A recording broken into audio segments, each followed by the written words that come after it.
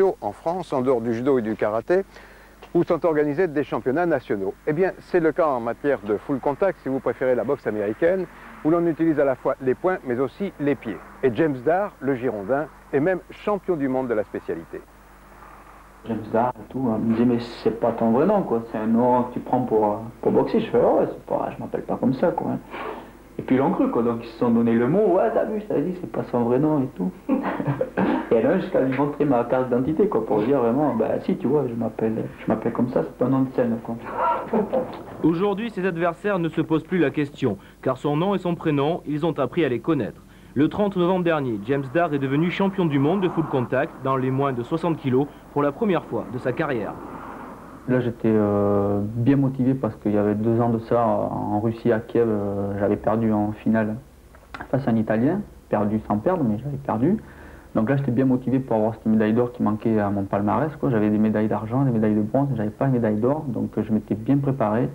Et puis dans la tête, j'étais motivé à fond, et surtout l'entraîneur national m'a dit cette année, il faut aller en finale, et en finale, il faut pas lâcher, quoi.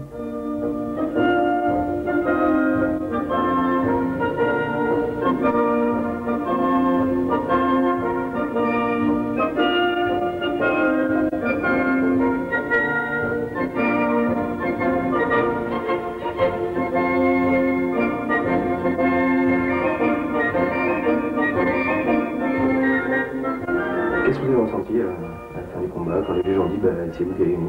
À la fin, une grande pression qui retombe au niveau des épaules, et puis un ouf, quoi. Je dis, je vais rentrer en France, puis surtout au niveau de ma salle, ça prouvait que bon, je suis leur entraîneur, je les prépare en compétition, c'était un petit peu pour leur montrer que bon, j'étais au top, et puis que moi qui les prépare, je peux faire quelque chose d'eux, et puis ça leur montrait que bon, j'étais sérieux, quoi. Ce 30 novembre 1997, James Darr est donc allé au bout de son rêve. Celui qu'il faisait à ses débuts il y a 9 ans, à 17 ans, en franchissant pour la première fois la porte d'une salle de full contact. James, comment vous avez commencé à faire du full contact? Par hasard, avec un ami, on a découvert une affiche full contact, puis un jour on a été faire un premier cours. Puis maintenant, voilà, je suis encore dans une salle de boxe. Ça faisait un peu famille, quoi. On retrouvait des amis qu'on se faisait à force.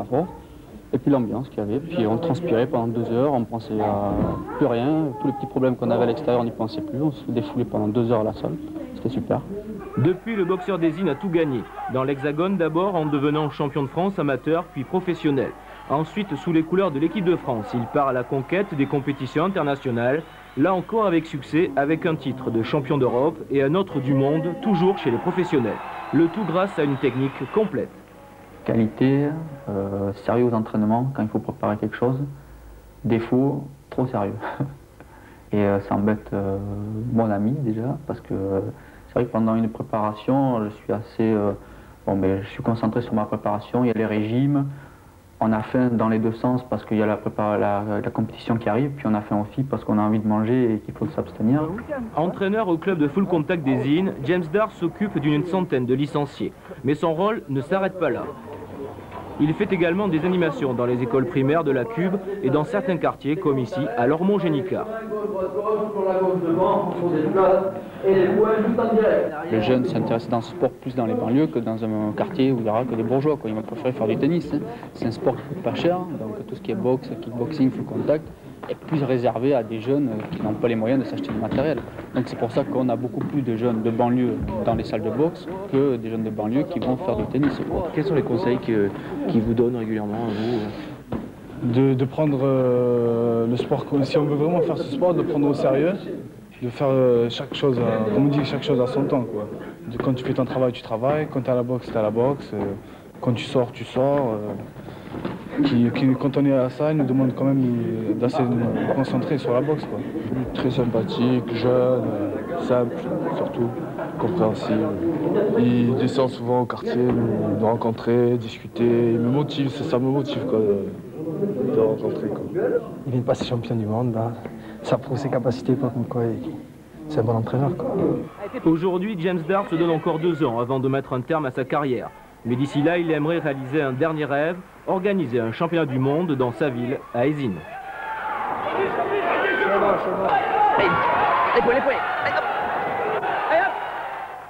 Eh bien, en attendant d'organiser un championnat du monde,